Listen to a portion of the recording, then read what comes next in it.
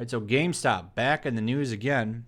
This time hearing that they're going to close 200 stores by 2020. I think there's going to be more than that. I think there's going to be a lot more than that. There's this YouTuber I watch. I'll put his video in the description. I can't remember his exact name. It's like Camelot. This guy that used to work for GameStop. And he used to be like a district manager there. He's got a crazy story. I almost want to like compile his story and talk about it because it's so interesting. But he worked for GameStop. I believe he quit or got fired. And that's not the big part. The big part was he had a new job doing some kind of distribution of stuff for electronics at Walmart and other stores. He didn't work for Walmart. He worked for a company that serviced Walmart. And they actually tracked him down and got him fired from his new job because they don't like the stuff that he's doing on his channel. It's a great channel. You should check it out. I'll put it in the description and you can check that out. But he actually has a prediction because I guess he's got a couple of insiders that work for GameStop. GameStop actually found out who one of his insiders are and terminated the insider. She came on his channel and he interviewed her. It's very sad because I guess she just had a kid and stuff. It's really messed up. But it shows you like what this company will do, and they're kind of ruthless. They have some really shady tactics. But this just kind of falls in line. Every prediction he's made when it comes to GameStop has come true. And like I said, his prediction is they've got like 4,000 stores. They're going to end up closing 2,000 of them. Over half of all their stores are getting shut down. According to him, and I believe it, he brought up this point that they're getting new kiosks and they only bought enough for half the stores. And I guess you can verify that. Go check him out. That link will be in the description if you want to see it. I think he's a very entertaining channel, and he has very good inside knowledge on what's going on with GameStop. So are you going to be really surprised if they close half of their stores? They're not doing good. Their stock drops all the time. It's down, as you can see, another 29% from wherever it was before. They're not doing very well. And this is sad because Christmas is coming. Like, we're getting close to the Christmas season. That's when like all of the business comes, and that just shows you they don't have much faith in it, which shouldn't be too surprising because we're on the cusp of a new generation. So you have the Xbox, whatever they're going to call it, Scarlet or whatever, and then you have PlayStation 5 coming. I'm sure that they're going to announce a new Switch Plus or something. They're going to have to because Switch is just too underpowered and it can't keep up. If they come out with a new system, it won't be able to keep up. And one of the things that makes that system so nice is that you can play big games on it. It's not like the Wii U, but it actually gets games. It actually gets games, and it gets current games. So you want to take Mortal Kombat 11 on the road, you play Switch. So the fact that there's new stuff coming, historically, people don't buy the old stuff. So PlayStation 4, Xbox One, not as desirable now. A lot of the sales are going down. I think a lot of that has to do with digital as well. Digital is picking up. People like the convenience. I like physical media as much as the next person. But ever since I got into PC gaming, I've started to not care as much. I do like physical games, but most of my Switch.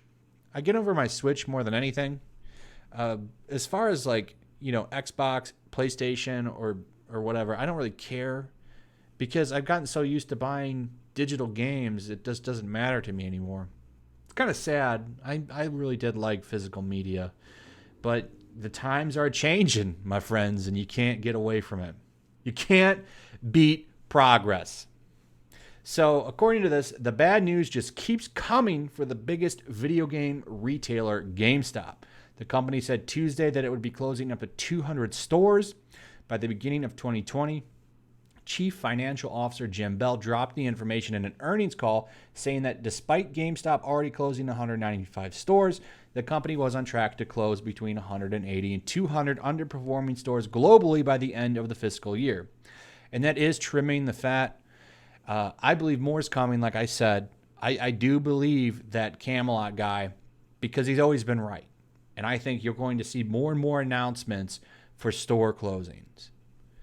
They should really just drop the hammer at once and just announce all of them closing. They're not going to do that right now because of Christmas, but I would imagine in 2020 you're going to hear more. And do they really need that many stores? I would say half of the stores anyway are stores that are right next to each other. Another video I watched on this made a really good point that you have a store in a mall, and this is totally true. You'll have a GameStop in like every mall, but then right next to the mall is another GameStop. It's like, well, we have one for people that want to go in the mall and one that don't. So you have two GameStops like literally 2 or 3 blocks from each other. It's a stupid model. So I would have to look at maps and stuff, but I would be willing to bet a lot of these GameStops are not needed. And it stinks, you know, for the people that work for them. They'll have to go find something else, and, you know, that sucks. I'm sorry. It's not their fault, you know. I'm sure they all do a great job, and they want to keep their jobs, and they want their store to keep going. A lot of this has to do with GameStop's own bumbling and just unwilling to adapt and change for the future. They should really, and this is another prediction by that Camelot guy, is he says half of their stores are going to become tabletop stores, you know, like Magic the Gathering type of stuff, and the other half are going to become retro stores. Now, it's kind of confusing. The tabletop stores are, I don't know how that's going to work because GameStops aren't that big. Were you going to put 2 tables in the store? And then, you know, people are going to have to walk around them. It's going to be all noisy. Like, I don't want to hear all that when I go in there to go shopping. Now, the retro store idea, I think that's a great idea and would bring in new traffic and a new audience to your store because most of all that is done online. But I think it'd be pretty cool, especially if they set it up that you could play the old games or something, like on a little kiosk. That'd be pretty cool. That's what they should be doing. You know, okay, new games are going to go digital. Pre-owned is where our money is. Well, let's bring in retro gaming. They should have already been doing that, and I guess they're starting to roll that out. A couple of stores have that already. They should all have that, in my opinion. They've been buying pre-owned games for a long time. That's not new, but you could only buy them online. I don't know why you don't have that in stores. You need that stuff in your physical stores. If you want to get people in there, you need traffic. All right, you need people walking around in there and looking, and the best way to do that, you know, get you. Funko Land used to have that. From what I remember, they have a case. They have the old games in there, the high-priced games. You know, give us something to go in there and oogle, you know. Ooh, Final Fantasy 3 for the Super Nintendo. I remember that game. I would like to purchase that on a whim. You know, it's not like online where I have access to it all the time. If I walk into your store and see it, it's a little bit different, but, you know, it is what it is. So the news comes from recent moves by GameStop, which already indicated just how much the company is struggling lately. Sales were down 13.3% in the first quarter of this year, and in August, GameStop laid off up to 200 employees in multiple divisions, according to Business Insider, which included parting with about 14% of its corporate associates at the Texas headquarters and almost half of the staff at the company's popular video game magazine, Game Informer. I covered that when that dropped. That's another quick way to cut fat is to get rid of a lot of your salary. They pay them the most money. That's a quick way to change the amount of money that you're showing in profit because, well, you just cut off like probably about $1 million.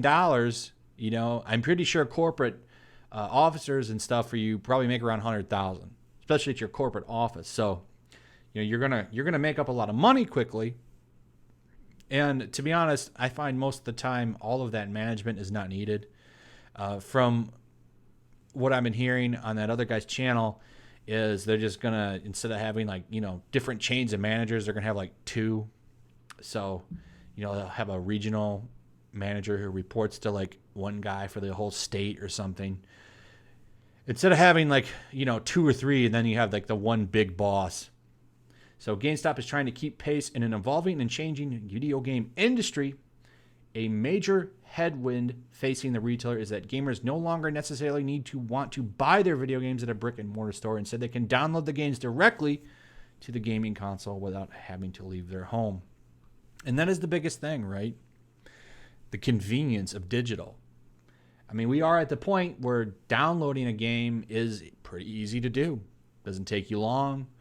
If you have good internet, even if you don't have good internet, a couple of hours, you have a game downloaded.